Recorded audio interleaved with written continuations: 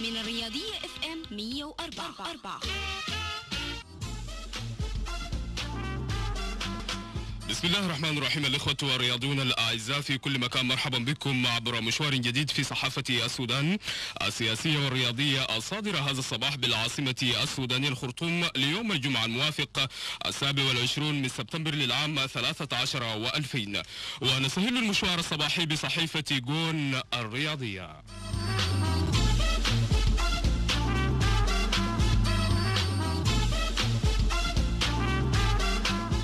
استعدادا لمواجهة النسور بالممتاز، الهلال يضاعف جرعات الإعداد لبقية المواجهات. الأرسنال يسلم شكواه رسميا أمس ضد المريخ في عدم قانونية مشاركة علاء الدين. المريخ يطوي ملف نمور الشمال ويخطط لحسم معركة الفرسان. الحضري يتحدث لجون من القاهرة حول قرارات لجنة المسابقات ويصفها بالمضحكة. ألمانيا المريخ يتابع تجربة الرديف والشباب ويشيد بالواعدين.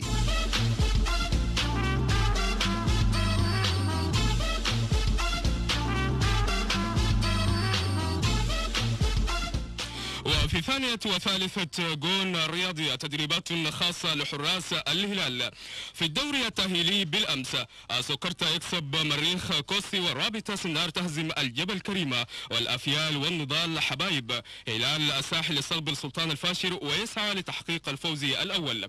وفي دوري ثالثة منطقة الخرطوم القبة يسقط البرنس، والكرفاب والعزازاب يتعادلان سلبيا. توتي والجوز أول أكتوبر بدار الرياضة. وفي دوري سنترليك الصعود لثانية أندرمان نجوم بدة والزهور يتعادلان، واليوم السروراب والجهاد. قرعة سنترليك الصعود لثانية الخرطوم في 2 من أكتوبر.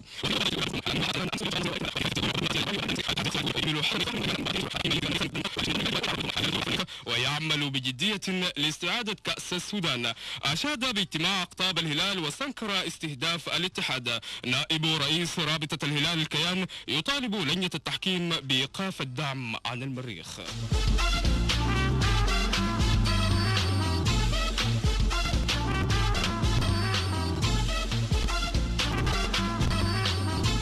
وفي رابعة وخامسة جون أضواء على الدوري الممتاز الأسبوع 19 إعداد فاز عبد الرحمن. المريخ تخطى عقبة أهل شر وأقل جهد على الهلال على الأهل الفشر وأهل وقرار مخيف الفريق الأعلى. ألو عاديك وأرمى الخرطوم في ملامح بقى أهل مدني بدأت تظهر. نيل الحصحيصة بدأ في إجراءات استخراج تأشيرة المغادرة من الممتاز.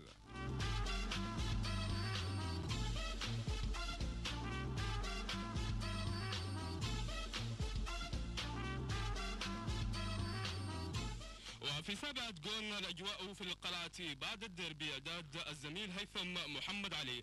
الألماني تابع التجربة بالقلعة بجانب كاستن بالأمس وأبدى بعض الملاحظات لأبو عنجا. الشباب ينتزعون التعادل في ملحمة أمام الرديف. كروجر يؤكد اهتمامه بالمستقبل والمرحلة القادمة مهمة، وكاريكا وعطاء يلفتون نظرته. وكاستن يشيد بديدة وعبد الرحمن. الفريق الأول يستأنف مناوراته بالأمس استعدادا للفرسان بعد موقعة الثأر ويرتاح اليوم. تأجيل فك الجبير الحضري من أمس لليوم، واللاعب يضحك على قرارات اللجنة المنظمة. وفي الصفحة العالمية لصحيفة جون انتر ميلان يحسم القمة مع فورنتينا ويشارك نابولي واليوفي الوصافة. قبل قمة الهلال والأهلي غدا النصر يخطف صدارة الهلال مؤقتا بأفضل انطلاقة له في الدوري. قرعة كأس الرابطة صدام بين أرسنال وتشيلسي. رئيس لجنة الحكام الإسبانية يشكك في الحالة الذهنية لحكم مباراة الريال. الصحافة الكتالونية والعالمية للريال يا لها من سرقة. أنيستا لا توجد حربا مع برشلونة والأموال لم تمنع تجديدي. غادر الرياضة خوفا من السجن. طيار فرنسي مدرب الشباب السعودي خطف زوجتي. الأهلي ينفرد بالصدارة في الدوري الإماراتي.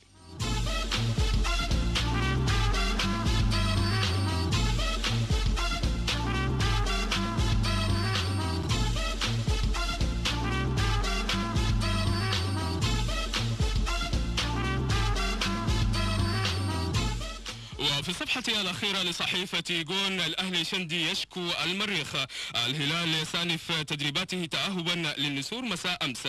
وفي بقالات الكتاب في لقاء كل يوم لرمضان أحمد السيد، على طريقة متذيل الدوري الإيطالي الذي عطل المتصدر، إحساس قوي لدينا بتعثر المريخ، الفرق المهددة بالهبوط المورد والنيل وأهل مدني خطورتها أكبر، والفرق المتنافسة على المقدمة أهل الخرطوم الوطني ومريخ الفاشر دافعها أكبر.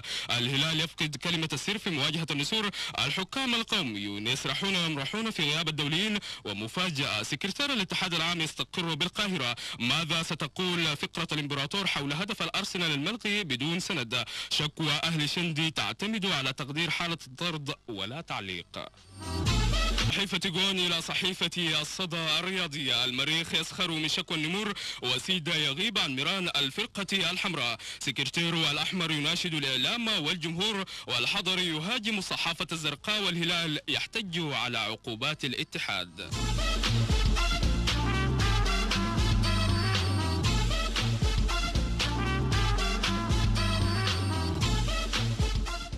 وفي ثانية وثالثة الصدى، الفرقة الحمراء توقف تفوق النمور، المريخ يحقق أغلى انتصار ويحلق في الصدارة ويتجاوز أصعب مطب، كروجر أبعدنا أهل شندي عن صراع اللقب وتجاوزنا مباراتين صعبتين بعد الخسارة أمام الهلال، الجهاز الفني راضي عن الأداء، الألماني يستجيب لمطالب الجمهور، رمضان عجب صاحب الأهداف الحاسمة، الموردة مستمرة في إهدار النقاط، الريح إسماعيل أدينا مباراة كبيرة أمام الأهلي والتعادل ليس نتيجة سيئة، والإعلام يشوش على اللاعبين، لسنا في موقف حرج، وأطالب الصحافة بالاقتراب من قلعة القراقير بدلا من الحكم من خلال نتائج المباريات. وفي ثالثة الصدى، الأرسنال يشكو المريخ والأحمر يؤكد صحة موقفه، رئيس أهل شندي علاء الدين يوسف حصل على بطاقة حمراء وكان من المفترض خضوعه إلى عقوبة إضافية، نجم المريخ لم يتوقف 3 مباريات، قدمنا شكوى رسمية للاتحاد العام ووافقون من صحة البيانات وننتظر الرد. مصدر مريخي، الاتحاد العام يحدد العقوبة الإضافية وليس الأندية، ومشاركة علاء الدين صحيحة. طارق الطاهر، أناشد الإعلام والجمهور عدم التدخل في قرارات الجهاز الفني وتركه يؤدي عمله في أجواء هادئة، تضررنا من إقامة مباراة أهل شندي في موعدها وكان يجب تأجيلها والجمهور لم يحضر وخسرنا ماديا. وفي مقالات الكتاب أوفسايد لحسن محجوب، منوعات الجمعة.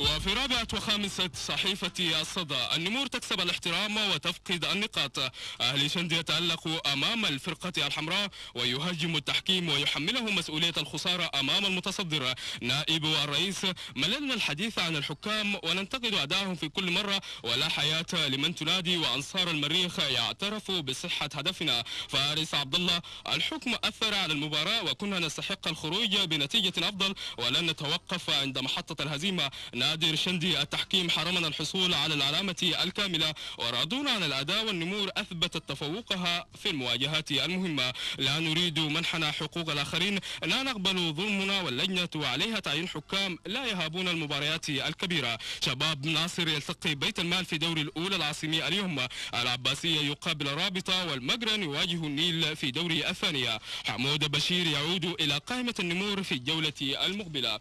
وفي خامسة الصدى، جبل الجليد يتحدث بثقة، أكرم الهادي تألقي أمام أهل شندي ليس وضعا شاذا، أنا لاعب كبير ولا أخذل من يراهن علي، أي لاعب يتحدث عن عدم تأثره بالبقاء على دكة البدلاء كاذب، وأتمنى الاستمرار أساسيا، إذا عاد حد اعتمد عليه الجهاز الفني لن أعترض، فالقرار يعود إلى المدرب ولن أنازعه صلاحياته، لم أحصل على بطاقة صفراء وهيثم من نال الإنذار وارتداء شارة القيادة جعلني أشعر بالفخر والمسؤولية.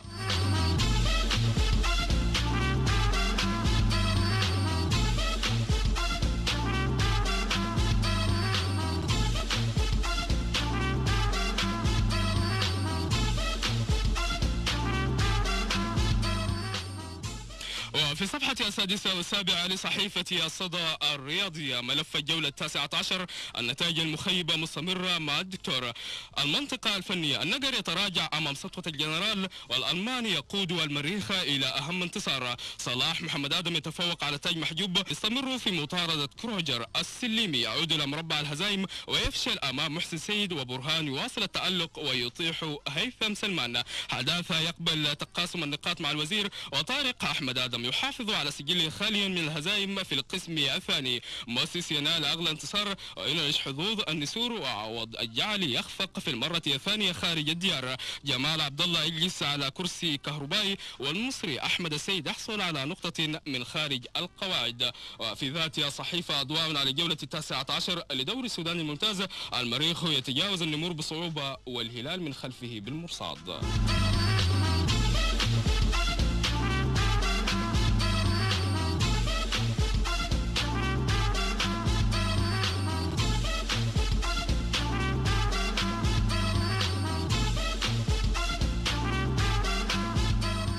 في ثامنة الصدى استوديو الصدى التحليلي إعداد الزميل عبد الله التمادي.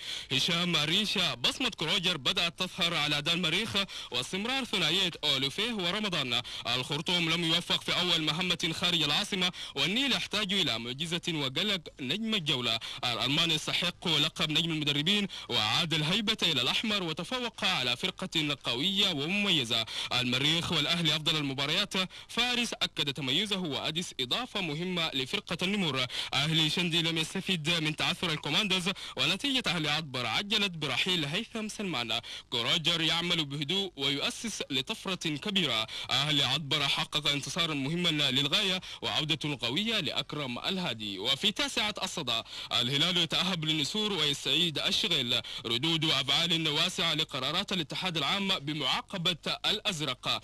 عماد الطيب القيادات المريخية في الاتحاد العام تستهدف الهلال، والحديث عن تخريب الجماهير القلعة الحمراء يفتقد الأدلة. الكوماندوز يستعدون للنمور. الخرطوم الوطني يعود إلى تدريبات اليوم، والسليمي يطالب اللاعبين بتناسي الخسارة أمام السلاطين. ماو يتسلم مهامه. الأمل يتدرب استعدادا لمواجهة أهل مدني. أمين خزينة الهلال الأسبق يطالب بمراجعة القرارات. الأزرق لن يقبل قرارات غير عادلة. الاتحاد كان مطالبا التعامل بوعي مع هذه الظاهرة، والأزرق معني بفرض سطوته عن طريق القانون ولا يترك هؤلاء يتلاعبون به. الاتحاد الافريقي منح جمهور الهلال جائزة التشجيع المثالية على مستوى القارة، وانصار الازرق قبلوا الهزيمة امام مازيمبي بخماسية وخرجوا بكل هدوء. عقاد عبد الغني قرارات مجحفة ومتسرعة، واحمد دولة يؤكد لا نشجع على التخريب وندعو الى الحكمة. سكرتير الكوماندوز يعلق على عقوبة متوسط الدفاع. عز الدين الحاج لسنا مع الخروج عن النص، والظروف المحيطة بالمباريات تؤثر على اللاعبين ولا نقر الاعتداء، والحكم لم يوفق في التعامل مع حالة معاوية الأمين، والحكم لم يوفق في التعامل مع حالة معاوية الأمين. وفي عاشرة الصدى وهي عالمية، الصحف الإسبانية غير راضية عن فوز الريال وتشن هجوما عنيفا على الحكم. البيو سعيد بتحول البعض من المسرح إلى السينما. الفيفا يلغي قرار إيقاف لاعب بلغاري بسبب المنشطات بعد ساعات من صدوره. وفي ذات الصحيفة أوزيل رونالدو أكثر اكتمالا من ميسي. مدرب روما يدخل التاريخ مليون يورو أرباح أياكس في الموسم الماضي. وفي آخرة الصدى وفي مقالات الكتاب قلم في ساحل مأمون أبو شيبة اجتياز صعب. من هنا وهناك لهيثم صديق. رمضان يفجع الهلال. ورأي رياضي لإبراهيم عوض قرارات تدعو إلى الفوضى. كبد الحقيقة لمزمل أبو القاسم اللمسة الألمانية.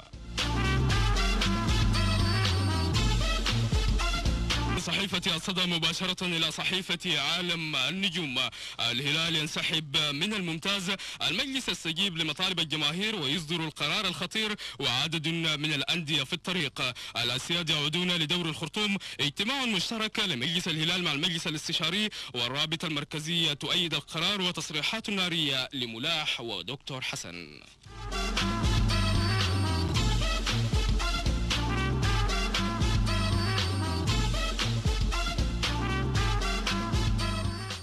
وفي وفي ثانية وثالثة عالم النجوم، النقر يكسب شوط المدربين ويلوم حكم مباراة فريقه أمام المريخ. المريخ يفلت من فك نمور شندي ويعود لتمارينه اليوم تأهبا للفرسان. أريشا كروجر طور أداء المريخ وسينقله للأفضل في الفترة المقبلة. مفاجأة في الجولة 19 بالدوري السوداني الممتاز لكرة القدم، المريخ يفلت بأعجوبة من كمين نمور درجال والهلال يستريح في الثاني. سقوط الخرطوم على يد السلاطين، النيل يحتل المؤخرة بجدارة. الحضري كيف تتم معاقبة المجني عليه وجاهز للعودة. المريخ يصف قرارات اتحاد الكرة بالموازنات ويؤكد تصعيد موقفه أكثر. أهلي شندي يشكو المريخ لاتحاد الكرة ويطالب بنقاط المباراة. برادلي يرفض التحقيق مع عصام الحضري. خير الله يهاجم اللجنة المنظمة ويتهمها بعدم الحياد. وفي مقالات الكتاب اللون الهادي لصالح خليل، الحكام المرتشون، رأي حر لصلاح الأحمدي، ندوة الشغب الكروي، صيحة لموسى مصطفى، النقر تفوق على كروجر وإبراهيم.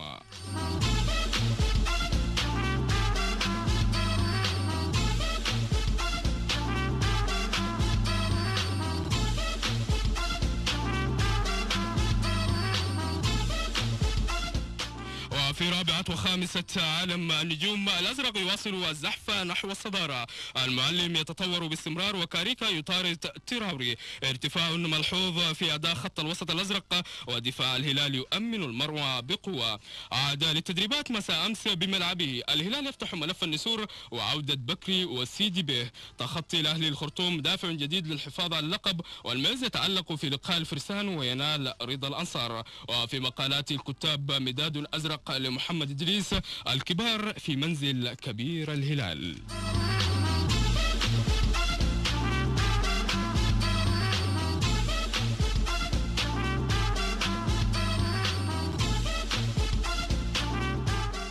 وفي عالمية عالم النجوم، بيكيه ساخر من حكم مباراة الريال ومشاهدة الكوميديا في الليل أمر جيد. اختبار صعب ينتظر بيل في قمة مدريد بظهوره الأول باستاد برنابيو. مدرب منتخب مصر يهني جده بالظهور الأول مع هال سيتي.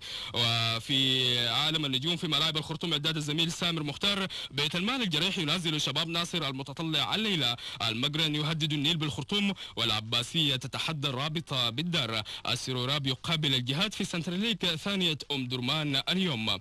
وفي ثالثة الخرطوم، قلب الأسد يواصل تدريباته. منافسة منتخبات الروابط بمحلية الخرطوم للناشئين تسير بنجاح كبير. وفي مقالات الكتاب، خاصة لغسان المنقوري. وفي منازل القمر لمحمد عبد اللطيف هارون، لا للمخربين.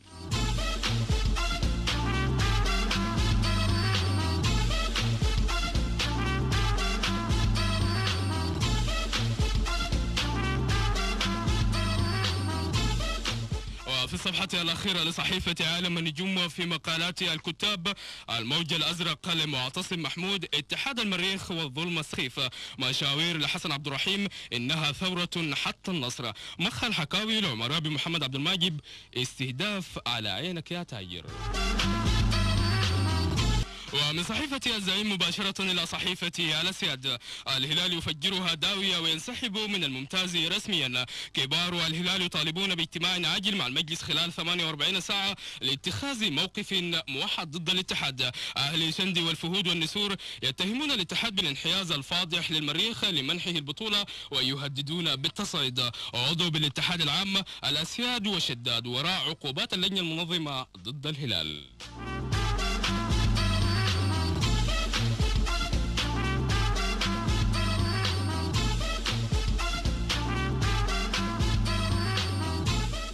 والأسياد في الولايات، في الصفحة الثانية، إعداد الزميل أسامة الوسيلة أحمد. البحارة يستضيفون هلال الفاشر في التأهيل مساء اليوم. الهلال ومغد في دور الأولى الكاملين، والمريخ يكسب التحرير. سكرتير هلال الأبيض، الضوء هدفنا التتويج بكأس البطولة، واتحاد شندي يحارب الصحفيين.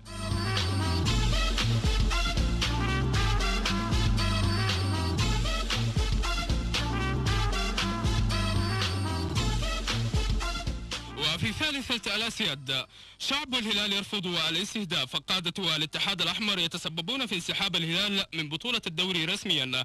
طه علي البشير: الاتحاد يقيس الأمور بنظار أحمر، وصمت أهل الهلال لا يجوز في الوقت الراهن. ملاح والعمدة وكابيلو يؤكدون رفض النادي للقرارات ويدعون الجمهور لمتابعة مباراة النسور من داخل الاستاد.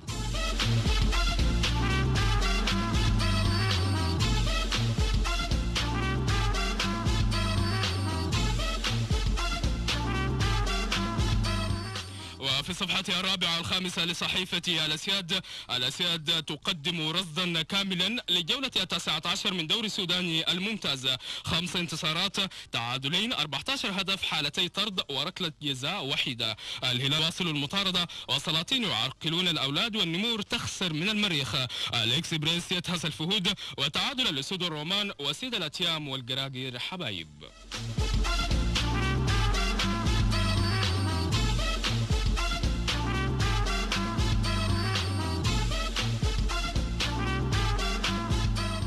وفي سادسة الأسياد تأهبا لمواجهة النسور في الجولة 20 من الممتاز. الهلال يستأنف تدريباته أمس، والجهاز الفني يصحح الأخطاء. الجنرال يرسم خطة عبور الجولة القادمة، وتركيزنا على التهديف والأطراف. وفي صفحة العالمية لصحيفة الأسياد السد والجيش أبرز المواجهات في قطر. أنشيلوتي: الديربي سيكون صعبا مع هذا المستوى.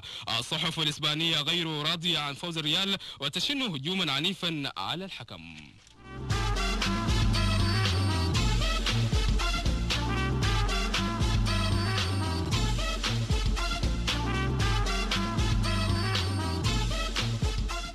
وفي الصفحة الأخيرة لصحيفة الأسياد وفي مقالات الكتاب شريان رياضي للرشيد علي عمر: على مقاعد المتفرجين لأمير عبد الماجد بجمهور وبدون جمهور ما بنرحم النسور. أيضا من فيض لخلف الله أبو منذر: الوافدون أساءوا للهلال وأخطابه ورموزه.